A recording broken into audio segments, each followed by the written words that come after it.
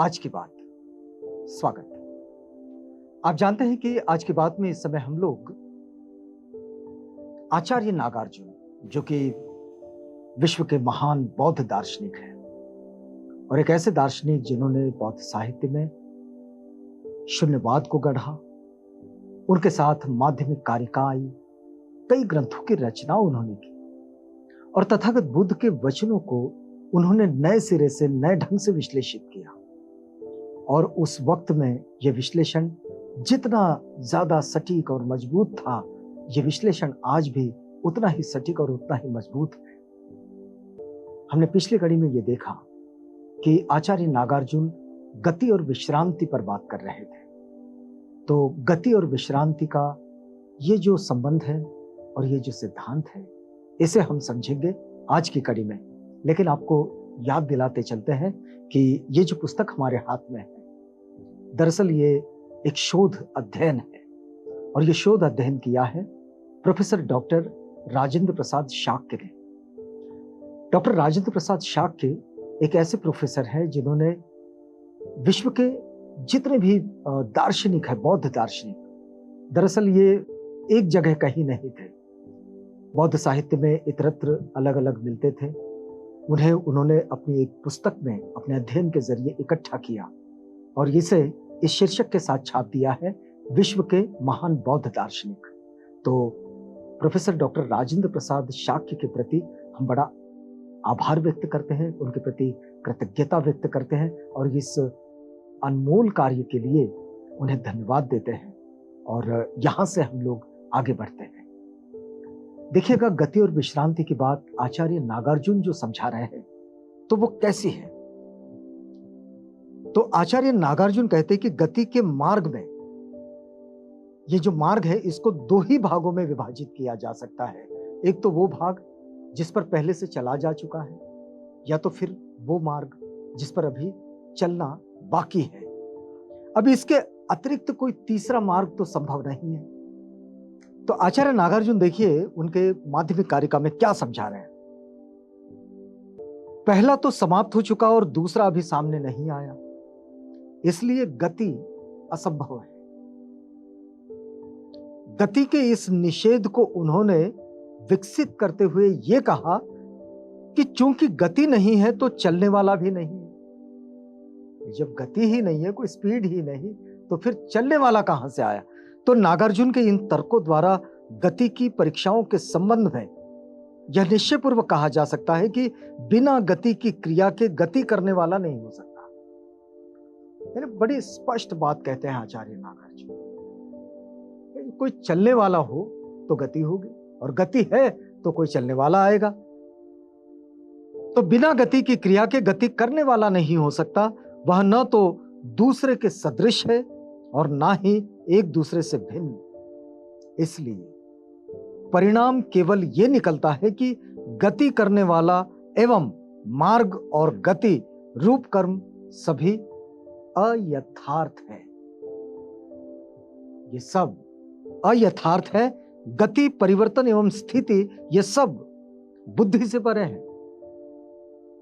इन समस्त कथनों से नागार्जुन केवल क्रियात्मक कठिनाइयां उत्पन्न कर रहे हैं, क्योंकि परिवर्तन एवं गति सत्य घटनाएं हैं। लेकिन आचार्य नागार्जुन का समझाने का जो तरीका है, जितनी भी विपरीत स्थितियां होती है उनको बिल्कुल वे खोलकर सामने रखते हैं।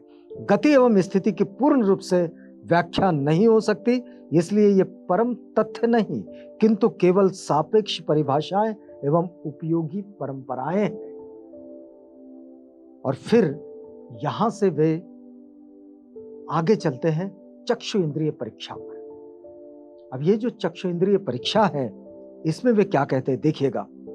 संवेदनाओं से विचारों का जन्म होता है। आचार्य नागार्जुन की स्पष्ट उक्ति कि संवेदनाओं से विचारों का जन्म होता है, ठीक वैसे ही जैसे कि विचार संवेदनाओं को जन्म देते हैं। संवेदनाओं से विचार आएगा, लेकिन विचारों से संवेदना जन्म पाती है और दोनों एक दूसरे पर निर्भर है, दोनों एक दूसरे के साथ है। तो फिर वे कहते हैं कि पौधे से बीज उत्पन्न होते हैं और बीज से पौधे उत्पन्न होते हैं। अब प्रत्यक्ष ज्ञान का स्वतः अस्तित्व नहीं, क्योंकि देखना, सुनना, सूंघना, चखना, छूना और मन ये 6 इंद्रियां हैं, क्योंकि देखी जाने वाली वस्तु ये सब उनके विषय है।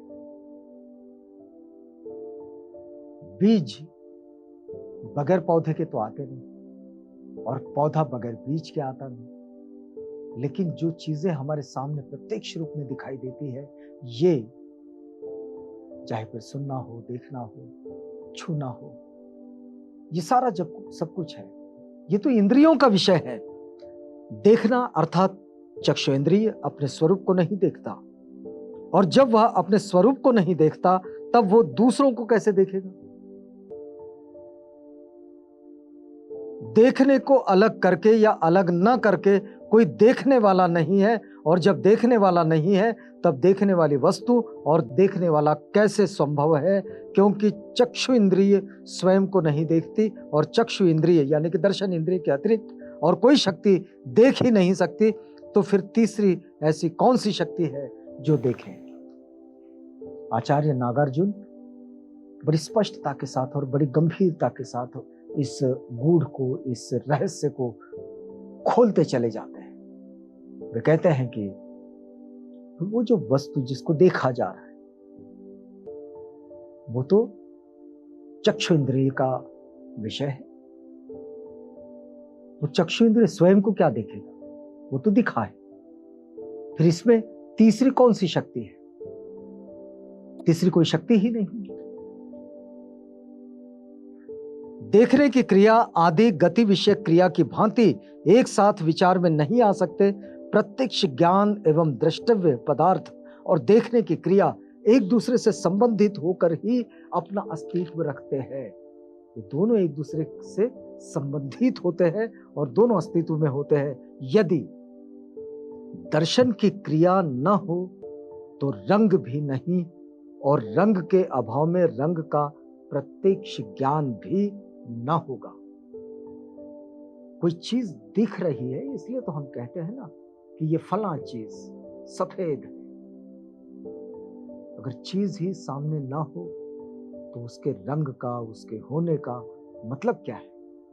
तो आचार्य नागार्जुन इस बात को समझा रहे हैं। फिर वे कहते हैं कि दृष्टि शक्ति संवेदना आंखों एवं रंगों पर निर्भर करती है, और हमें इस विषय का भी कभी कभी निश्चय हो सकता है कि हम जो कुछ देखते हैं वह संपूर्ण रूप से हमारा अपना ही है।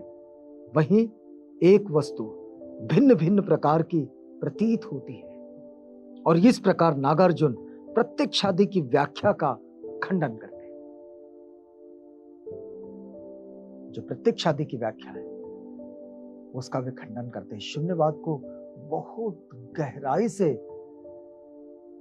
आचार्य नागार्जुन ने हमारे सामने रखे हैं। आगे वे कहते हैं कि स्कंध एवं धातु की परीक्षा,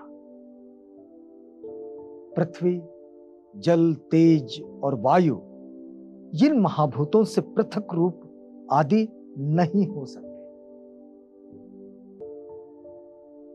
हमारे यहां इससे पृथक और भी कुछ चीज मानी जाती है, लेकिन आचार्य नागार्जुन कहते हैं कि पृथ्वी, जल, तेज और वायु इन महाभूतों से पृथक रूप आदि नहीं हो सकते। रूप के कारणों के बिना रूप उपलब्ध नहीं होता। यदि रूप का कोई कारण ही नहीं है तो रूप उपलब्ध नहीं होगा, और रूप के बिना रूप के कारण नहीं दिखाई देते। आप रूप के बिना यदि रूप के कारण देखना चाहें तो वो नहीं दिखाई देते। यदि रूप का कारण रूप के बिना हो तो कारण बिना कार्य के होगा, परंतु बिना कार्य के कोई कारण हो ही नहीं सकता। बिना कारण के कार्य का होना कभी उत्पन्न नहीं होता। इसलिए रूप की उत्पत्ति के बारे में किसी विकल्प की कल्पना नहीं करनी चाहिए। इसी प्रकार पंच स्कंध के अन्य घटक वेदना, चित्त, संज्ञा, संस्कार, इन स्कंधों की प्रत्येक स्थिति रूप के समान ही समझनी चाहिए। आचार्य नागार्जुन ने शून्यता के द्वारा रूप को निस्वभाव बतलाकर स्वभाववाद का खंडन किया है। ये जो हम स्वभाववाद देखते हैं लोगों के पास में, ये स्वभाववाद का वे खंडन करते हैं। आगे कहते हैं वे कि पृथ्वी, जल, तेज, वायु, आकाश और विज्ञान ये 6 धातु कहलाते हैं और इनमें से आकाश को आधार मानकर अन्य सभी धातुओं का निराकरण यानी कि खंडन किया गया है। आचार्य नागार्जुन कहते हैं कि आकाश न भाव है न अभाव है, आकाश न लक्ष्य है न लक्षण है। आकाश के लक्षण के पूर्व कोई आकाश नहीं। यदि लक्षण के पूर्व कोई आकाश हो तो आकाश लक्षण से रहित हो जाएगा, अगर उससे पहले कुछ है तो।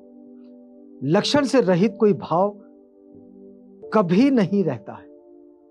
लक्षण से रहित कोई भी भाव कभी नहीं रहता है। लक्षण से रहित भाव के न रहने पर लक्षण कहां रहेगा? जिसमें कोई लक्ष्य ना हो, जिसमें कोई लक्षण ना हो, लक्षण की प्रवृत्ति ना हो, तब लक्षण रहित एवं लक्षण सहित इन दोनों से अन्यत्र लक्षण नहीं रह जाता है। लक्षण सभी भाषा के प्रपंच है। लक्षण है सभी भाषा के प्रपंच है और इस प्रपंच से मुक्त होना ही शून्यता है। आचार्य नागार्जुन अपनी शून्यता को जो समझाते हैं, हमने पिछली कड़ियों में भी देखा कि आचार्य नागार्जुन अपनी शून्यता को समझाते हैं, अपने शून्य भाव को समझाते हैं, अपने शून्यवाद को समझाते हैं, तो वे निब्बाण की ओर जाने का रास्ता ढूंढ रहे हैं। और वो जो स्थिति है निब्बाण की, उसी की आसपास की वाली जो स्थिति है, उसी को वे शून्यवाद कहते हैं। कई दार्शनिकों ने आचार्य नागार्जुन के शून्यवाद को ही तथागत बुद्ध का निब्बाण कहा है। और ये जो निब्बाण का रास्ता है, यह आचार्य नागार्जुन के शून्यवाद के द्वारा प्रशस्त होता चला जाता है। यहां रुकते हैं, अगली कड़ी में आपसे मिलेंगे तो आचार्य नागार्जुन की माध्यमिक कारिका का ये जो मर्म है, ये मर्म आप तक पहुंचाएंगे। यहां रुकते हैं, इजाजत दीजिएगा।